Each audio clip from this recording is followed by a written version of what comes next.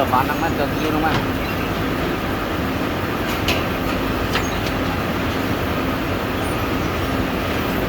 Một tiền chọn ba lắm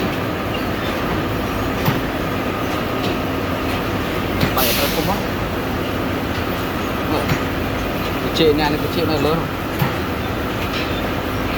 Có sừng. Đấy có phải treo khóc nữa. Ôi trời mà còn phải thoải mái lắm.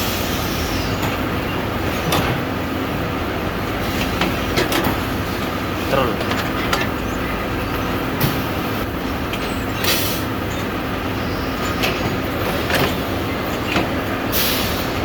chụp đây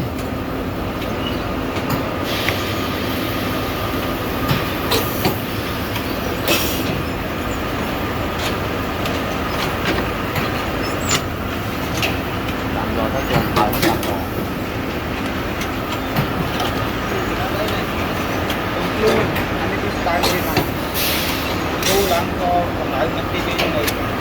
còn ta là công ty anh công ty